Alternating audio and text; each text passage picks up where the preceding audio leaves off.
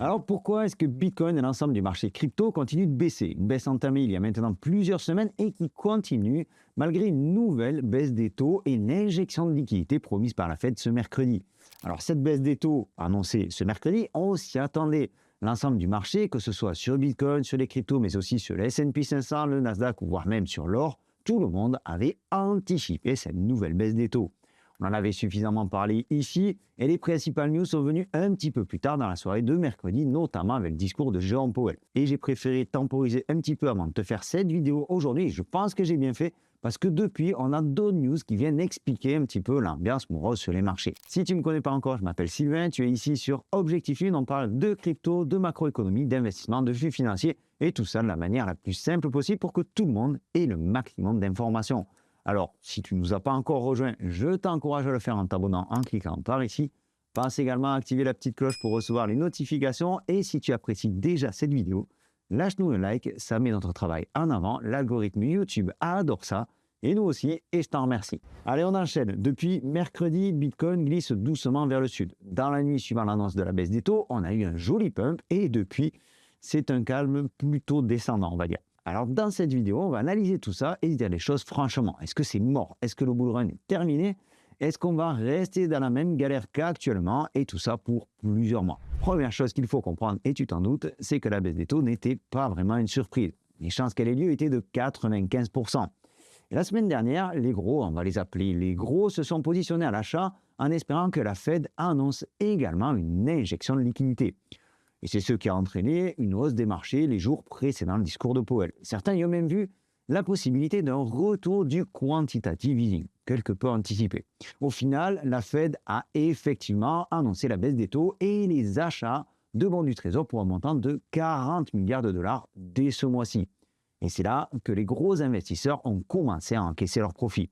Et c'est pourquoi nous avons connu cette baisse sur les marchés et c'est pourquoi cette baisse continue de se poursuivre. Le Nasdaq et le S&P 500 ont accueilli favorablement la nouvelle et sont d'abord repartis chercher de nouveaux plus hauts avant de se retourner. Et si Bitcoin et les cryptos ont suivi le même mouvement de hausse, ils ont de l'autre côté bien amplifié la baisse des marchés traditionnels. C'est un phénomène que l'on connaît maintenant depuis de nombreuses semaines. Les actifs traditionnels grimpent, Bitcoin suit timidement la tendance. Par contre, quand les actifs traditionnels baissent, Bitcoin a tendance à plonger. Je pense malheureusement que tu vois de quoi je parle si tu es ici, si tu es dans la crypto depuis quelques temps.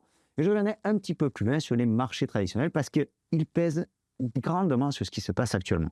Dans la soirée de mercredi, le discours de Powell est venu ajouter une couche d'incertitude. Il a déclaré que le marché du travail n'était pas au top de sa forme et que de son côté, l'inflation restait trop élevée. En deux mots, il nous fait comprendre qu'il n'y aura pas de nouvelles baisses des taux pour les mois à venir. Du moins qu'il ne faut pas en envisager une. Et puis, les dot plots ont fait basculer tout ça encore davantage. Quand on regarde les estimations des différents membres de la Fed, on note un certain désaccord. Ce document qui est partagé par la Fed permet de connaître la position de chacun des 19 membres votants. Ce sont les petits points que tu vois. Chaque gouverneur vient poser ses intentions de vote pour les années à venir. Alors, je t'ai ajouté un rectangle vert qui donne donc la nouvelle valeur des taux, 3,50, 3,75%. On note quand même une tendance à vouloir tirer ces taux vers le bas, une baisse que certains ont annoncée comme unique en 2026. Il n'y a qu'à regarder, une baisse de 0,25 points de base permettrait un statu quo au sein de la Fed. Mais ce qu'on note surtout, c'est un écart important dans les intentions entre les membres pour 2026. Un désaccord déjà bien présent depuis quelques temps et qui s'est encore senti sur le vote de ce mercredi. Deux membres de la Fed ont voté pour un statu quo. Un membre a exigé une baisse drastique de 50 points, tandis que tout le reste des gouverneurs a suivi Powell, on va dire, timidement. Alors ces tensions au sein de la Fed ne sont pas forcément très appréciées de la part des investisseurs. J'en reviens maintenant quelque peu au marché traditionnel. Les craintes autour de l'explosion de la bulle IA ont refait surface cette semaine, et c'est principalement venu du côté d'Oracle. Cette société qui, entre autres, scanne les datas, les croise, les valide et les vend à ceux qui en ont besoin, donc un maillon essentiel dans le développement de l'IA. Si tu ne veux pas que ChatGPT te raconte n'importe quoi, il faut tout de même lui donner en entrée la bonne information. Je pense que tu vois le truc. Donc l'action Oracle a chuté de plus de 10% jeudi après la publication de résultats trimestriels inférieurs aux attentes de Wall Street. L'entreprise a réalisé un chiffre d'affaires de 16 milliards de dollars sur cette période, légèrement donc en dessous des prévisions des analystes. Ce qui a entraîné l'ensemble du secteur IA vers une prise de bénéfices. Nvidia, AMD ou encore CoreWave ont subi des pertes assez conséquentes. Broadcom, spécialiste IA, a abandonné lui plus de 11,40% ce vendredi en clôture. On sent clairement un marché sous tension, un marché de l'IA particulièrement sous tension. Et du côté des indices, le Nasdaq Composite a enregistré la plus forte baisse, reculant de 1,7% à la clôture, après avoir perdu plus de 2% en séance. Le Dow Jones, de son côté, après avoir atteint un nouveau plus haut en journée, est passé en territoire négatif. Il a abandonné 0,5% ce vendredi. L'indice S&P 500 a chuté d'un peu plus de 1%, pénalisé lui par le repli de son secteur technologique, donc l'IA. Et par ailleurs, d'un autre côté, les petites capitalisations ont entraîné une baisse de 1,5% du Russell 2000. Donc si on résume un petit peu la situation actuelle, après avoir exploré donc, ces marchés traditionnels, eh bien, on évolue dans un climat particulièrement tendu, avec cette épée de Damoclès concernant l'éclatement de la bulle IA. La baisse des taux était pleinement intégrée aux différents prix, et ceci dans tous les secteurs. C'est quelque chose, comme je te le disais, qu'on avait largement évoqué ici. Les opérations de liquidité actuelles, l'injection de 40 milliards de dollars était également anticipée, ou alors on peut dire qu'elle se révèle à l'heure actuelle peut-être totalement insuffisante pour booster le marché. En ce sens-là, Powell n'a pas non plus donné de signal clair d'assouplissement de politique monétaire. On est passé du quantitative tightening en zone neutre, on a arrêté de serrer les liquidités, mais d'un autre côté, on ne libère pas non plus de nouvelles liquidités. Et les résultats décevants d'Oracle ont mis à jour les craintes concernant le secteur IA et technologique. Et donc, tout cela a entraîné des prises de bénéfices conséquentes sur les marchés traditionnels. Et donc, prises de bénéfices que les marchés crypto ont amplifiées. Une nouvelle fois, comme on l'a vécu au mois de septembre ou comme on l'a vécu au mois d'octobre, après chaque compte rendu de la Fed, eh bien on s'aperçoit que peut-être les attentes du marché étaient trop élevées. Cependant, quand on dézoome un peu et qu'on fait le tri de toutes ces informations, la Fed vient tout de même de baisser ses taux pour la troisième fois au cours du second semestre 2025. La Fed prévoit également un retour de la croissance économique pour 2026. Cependant, les données sur l'emploi ont été surestimées également, donc ce qui pourrait permettre une marge de manœuvre plus importante pour une nouvelle baisse des taux en 2026, même si, comme on vient de le voir, les intentions ne sont pas encore là. Alors la bonne nouvelle de tout ça, c'est qu'ils vont injecter 40 milliards de dollars au cours des 30 prochains jours via leur achat de bons du Trésor, ce qui va aussi faire baisser les intérêts de la dette pour la prochaine échéance. Dette qui est absolument faramineuse. Les achats qui pourraient certainement perdurer dans les prochains mois.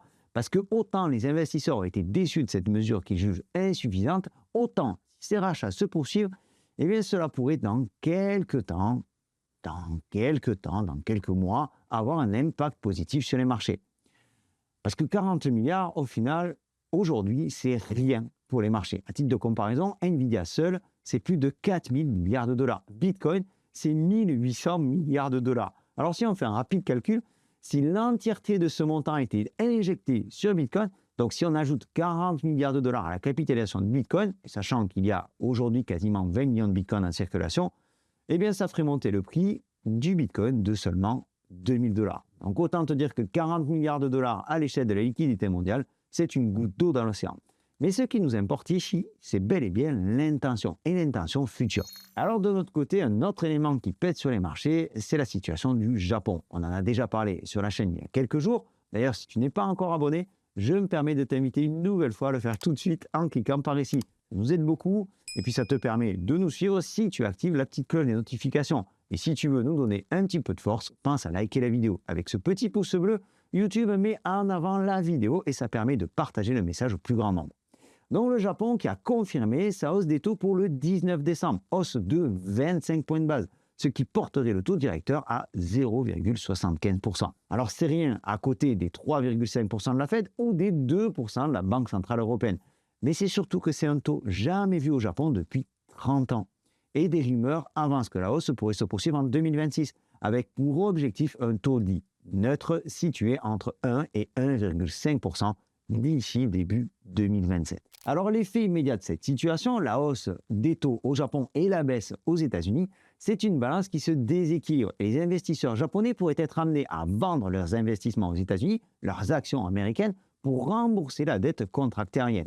Une fois la balance rééquilibrée, une fois la news autour des taux d'intérêt japonais bien digérée, eh bien les marchés devraient retrouver un nouvel élan ou du moins un nouvel équilibre. Après tout, comme je te le disais il y a une minute, on ne parle ici que d'un objectif de 1%, voire 1,5%, ce qui est nettement inférieur au taux américain ou au taux européen. Et pour finir d'apporter des informations dans cette vidéo, et avant de conclure, vendredi en fin de journée, Trump a une nouvelle fois joué avec nos nerfs. Il a une nouvelle fois mis la pression. Il a déclaré que les taux d'intérêt devraient être à 1%, voire moins de 1% d'ici un an. Contradiction avec les intentions de vote qu'on vient de voir. Il a par ailleurs affirmé que le futur président de la Fed devra le consulter sur les décisions concernant une baisse des taux, ce qui fondamentalement n'est pas une bonne chose, parce qu'on donnerait alors les pleins pouvoirs au président des États-Unis. Il aurait aussi, via ce genre de comportement, le contrôle de l'économie. Cependant, s'il décide alors d'avoir une politique d'impression monétaire, ce qui est son intention depuis le début, alors dans tous les cas, eh bien, ce sera tout bénef pour nous, pour nos actifs à risque. Il a également désigné Kevin Warsh et Kevin Hassett comme prétendants à la succession de Powell. Tout ça, c'est une affaire à suivre. Quoi qu'il en soit, la politique vient se mêler de la Fed. Et comme je te le disais, les avis là-dessus sont partagés. Alors en conclusion, cette semaine, les marchés ont subi une prise de bénéfices conséquente, surtout sur les marchés crypto, parce qu'une fois de plus, les attentes étaient certainement trop élevées par rapport à la réalité. Et non pas parce que les fondamentaux sont devenus bearish, non pas parce que les fondamentaux sont devenus baissiers dans leur ensemble. Une fois de plus, nous sommes certainement encore trop impatients et il se pourrait que cette situation se débloque en 2026. Alors selon comment on se place, selon comment on prend en compte ces données, ces news, ces orientations politiques, ces décisions économiques, ou peut-être ces orientations économiques et ces décisions politiques, on peut avoir une vision différente de l'avenir. Mais au final, on se retrouve toujours avec la même conclusion. Tout dépend de l'horizon de temps sur lequel on se base. Que ce soit à propos du Japon, que ce soit à propos de la Fed, que ce soit à propos de l'IA, au final, le marché continue d'évoluer à son rythme. Et aujourd'hui, seule une injection massive de liquidité nous permettra de repartir de manière significative. Et cette injection de liquidité, pour le moment, elle n'est pas à l'ordre du jour. Alors pour ma part, je n'ai pas changé mon fusil d'épaule. J'attends de voir comment on va traverser à court terme cette période de fête. J'ai fait de la liquidité il y a quelques semaines. Je verrai si Bitcoin nous offre un point d'entrée intéressant. Et pour ce qui est des altcoins, en revanche, même si je pense qu'on en reparlera dans une prochaine vidéo, pour ce qui est des altcoins, je suis majoritairement pour le moment à l'écart.